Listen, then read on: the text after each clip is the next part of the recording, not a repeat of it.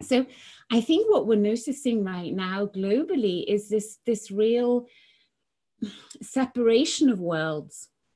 And I remember the first time I heard about this concept was actually just after I had met Roy.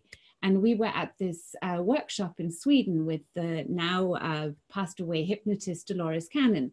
And she was at that time 84 years old, an amazing woman. And she was teaching quantum hypnosis, where we learned how to, she did it through past lives. It was a very, very long process. You, through a past life, connected to your highest self. She called it the unconscious. But she even called it the subconscious.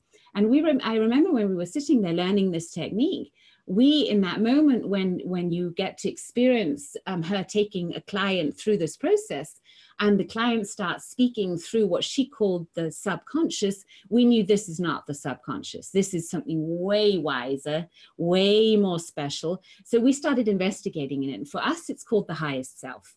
At most, you can say it's the unconscious. It's the connection to our intuition. So why am I telling you that? I believe when she at that time spoke about the shift that this planet is going through, that a crisis is coming, that we're moving consciousness, that we're elevating our consciousness, that this shift is happening. That was actually the first time I heard someone really speaking about it in a way that was very scientific, very grounded. And it was according to her research with thousands of people, taking them through this process of connecting to their highest selves. And what she saw was that these people were all kind of saying the same thing about what is about to happen on this planet.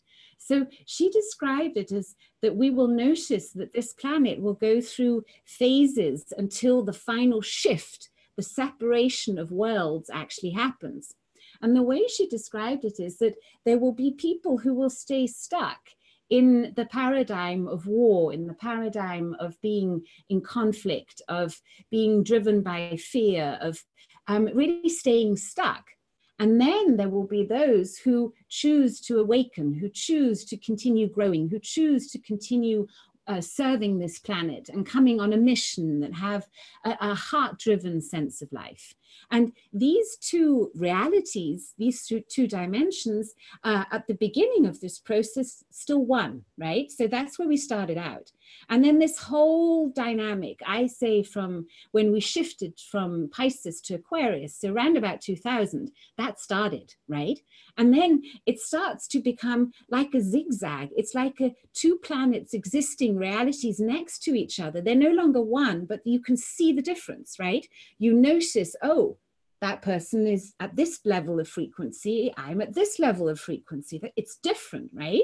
So we feel at a time still torn between these two realities, not yet knowing, can I really trust that love is the highest power? Can I really trust that there is a higher wisdom, that this planet is going through a shift on a purpose, that this is an elevation of consciousness? Can I trust that reality?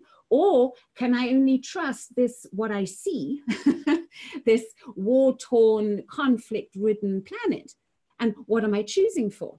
And then she said, after a time when you will feel torn between these two worlds, there will be that moment when humankind, or certain a group of people of humankind on this planet, will choose for that other consciousness, and there will be enough of them to separate these two worlds so that those who choose to elevate to a different kind of consciousness can live in that reality that is driven by love and peace and all the good stuff. I've put it on for the lack of a better label right now.